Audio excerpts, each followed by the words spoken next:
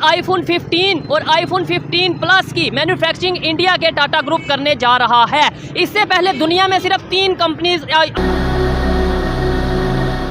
नमस्कार दोस्तों, स्वागत है आप सबका एक बार फिर से हमारे YouTube channel React for Fun में। विंस्टन फैक्ट्री जो कि अब इंडिया में है, उसको अब टाटा ग्रुप्स ओन करती है और ऑपरेट भी करती है, जो कि अब आईफोन 15 और आईफोन 15 प्लस का मैन्युफैक्चरिंग स्टार्ट करने वाला है। टाटा ग्रुप दुनिया में जितने भी आईफोन यूज हो रहे हैं उसके 5% इंडिया में बनाने का प्लान बना रही है, जिसमें कि आईफोन 15 और आईफोन 15 प्लस भी शामिल होगा। इसके ऊपर पाकिस्तानी पब्लिक का क्या रिएक्शन है, आइए वो देखते हैं। उससे पहले एक रिक्वेस्ट है कि हमारे चैनल को सब्सक्राइब कर दें, वीडियो को लाइक और शेयर करें। नहीं सर, इस टाइम मैन्युफैक्चरिंग पाकिस्तान में स्टॉप हो चुकी है, क्योंकि बीच में टेक्नो, इन्फिनिक्स वगैरह ने प्लांट लगाए थे, वीवो प्लांट लगा था, लेकिन डॉलर की वजह से और जो टैक्सेस इतने लग रहे हैं तो कॉस्टली जो है कंपनियों को वारे में नहीं आता ये चीज़ लगाना, और वो अपनी महंगा पड़ जाता है, इसलिए उन्होंने मैन्युफैक्चरिंग स्टॉप कर दी है। ज़्यादातर मोस्टली इम्पोर्टेड स्टॉक चल रहा है, जो बाहर से किट्स वगैरह आती हैं ये चल रही हैं इस टाइम पे। सर आईफोन 14 प्रो मैक्स की इस टाइम बाजार है तकरीबन 4.25 लाख रुपए। ये पीटीए या नॉन पीटीए? और अगर पीटीए हम टैक्स अगर इंक्लूड करते हैं तो तकरीबन 1.5 लाख रुपए इसका टैक्स बन जाता है। मतलब तो कस्टमर की रेंज से बहुत आउट चला जाता है, 5.5 साढ़े 5 लाख रुपए जाके एक फ़ोन पहुँचता है। ये क्या बात करते हैं यार?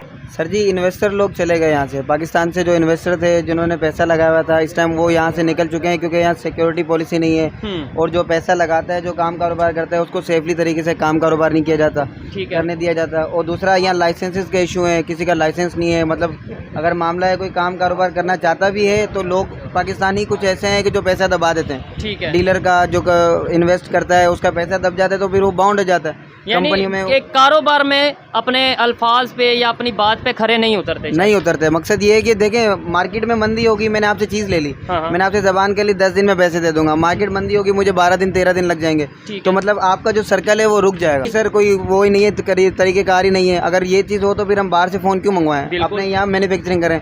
हमारे पास ज़्यादातर क्या है, तबका है 30-40 हज़ार 50 हज़ार की रेंज रखने वाला। ठीक है।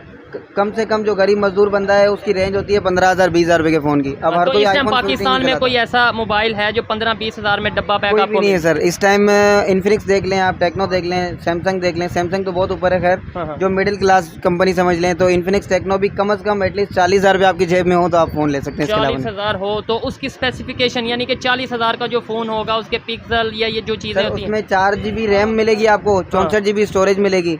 4 GB 64 GB भी इस टाइम मतलब जिस हिसाब से डेटा चल रहा है तो वो आपका नॉर्मल ही फ़ोन है, कोई उसको आप एक्स्ट्रा स्मार्टफोन नहीं बोल सकते, वो आपकी ज़रूरतें पूरी कर सकते हैं।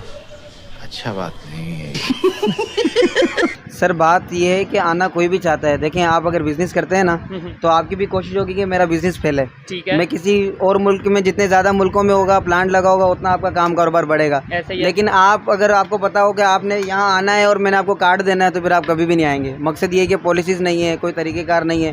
बाहर से जो आता है, हमारे पास यहाँ बीच में चाइनीज़ आते थे, वीवो के, इन्फिनिक्स के फ़ोन हमें पब्लिसिटी देते थे, डिस्प्ले बना के देते थे, दुकानें बना के देते थे, मतलब उन्होंने हमें बहुत सारी फेवर्स मिली। लेकिन बीच में ये डॉलर जैसे अब चला गया और पॉलिसीज खराब हो गई, रेट ऊपर चला गया, तो उनको भी मतलब बारे में नहीं पड़ता। वो कराची के हालात ये हैं कि अगर हम दिन में 20 फ़ोन बेचते हैं ना, तो मेरे अंदाजे से 7 से 8 बंदे यही आते हैं, यार फलानी जगह से छिन गया, फलानी जगह से छिन गया।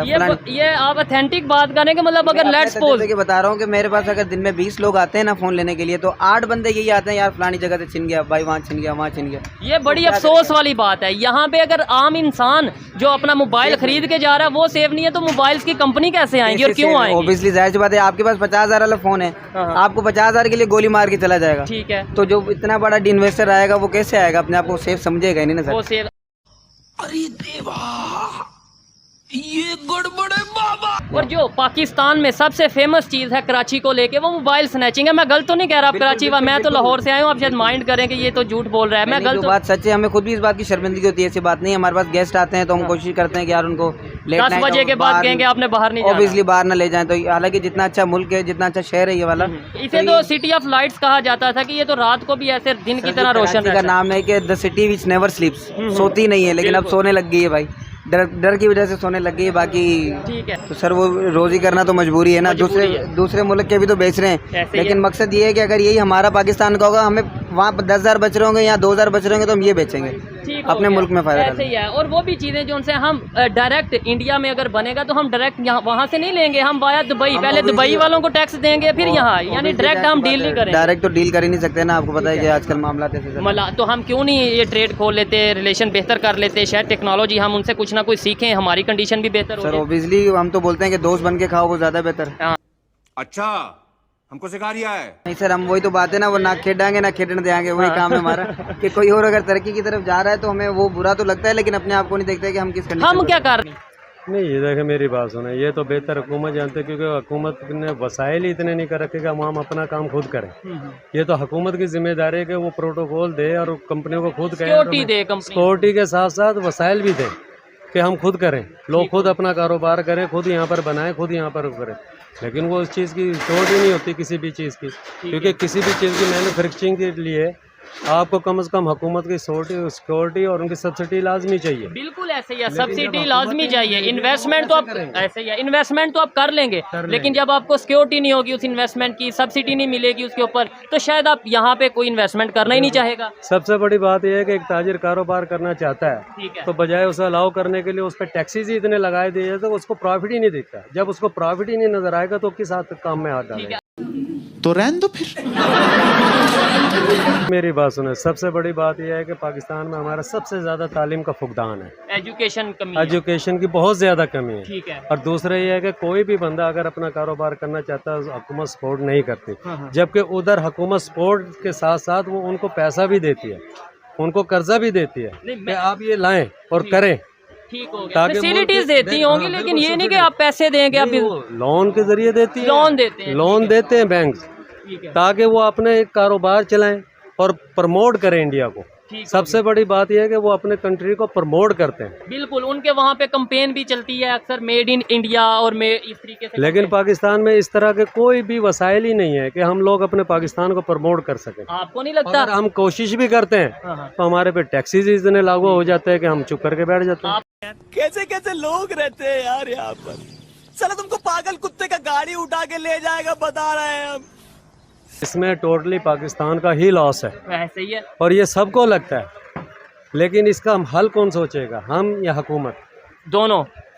जी, दोनों ही सोचेंगे, लेकिन जो इंसान है, जो हमारी अवाम है, वो तो सोच रही है, ठीक है, लेकिन हुकूमत इस बारे में नहीं सोच रही। पहले उनकी करेंसी हमारी करेंसी से डाउन थी, अच्छा, आज उनकी करेंसी हमारी करेंसी से अप है, तीन गुना ज्यादा हो गई है। वाह, ये एक क्वेश्चन सवाल है, ठीक है, और इसका जवाब देगा कौन?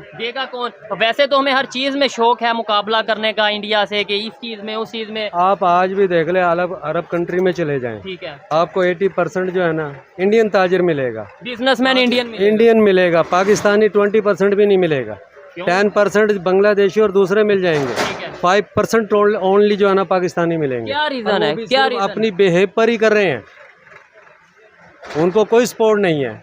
मैं क्या करूं फिर, जॉब छोड़ दूं?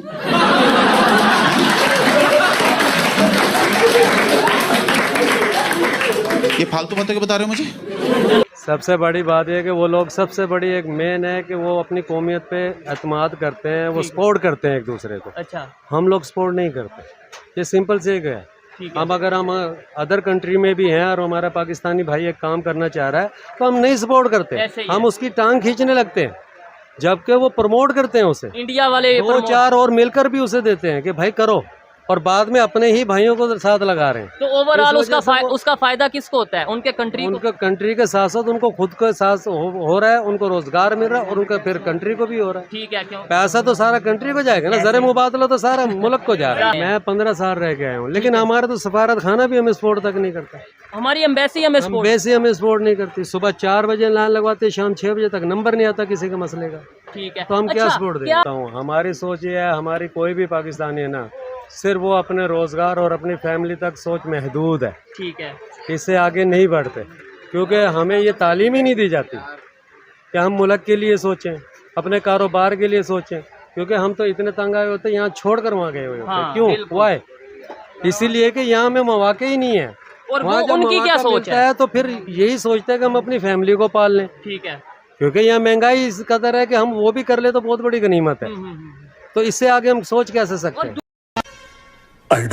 देखे अगर वहाँ का कोई भी अदर कंट्री का कोई भी बंदा है ना और वो ज़र मुबादला कमा रहा ठीक है, है। उसकी सोच ये होती है कि मैं अपने मुल्क भेजूँ, अपने भाइयों को कारोबार कराऊँ। ठीक है, चले वो फैमिली को बढ़ा रहा है लेकिन साथ साथ ज़र मुबादला जा रहा है, मुल्क भी प्रमोट हो रहा में जा रहा है। ठीक है ना, वो प्रमोट हो रहे हैं। लेकिन हमारे में तो यही है कि जो कमा रहे हैं वो अपने मुल्क को भेज रहे हैं, वो भी खा रहे हैं। ऐसे ही है। लेकिन अब वो ज़्यादा से ज़्यादा क्या करते हैं, अगर मेरा भी इधर कोई भाई है तो हम ये सोचेंगे इसको भी इधर बुला लें।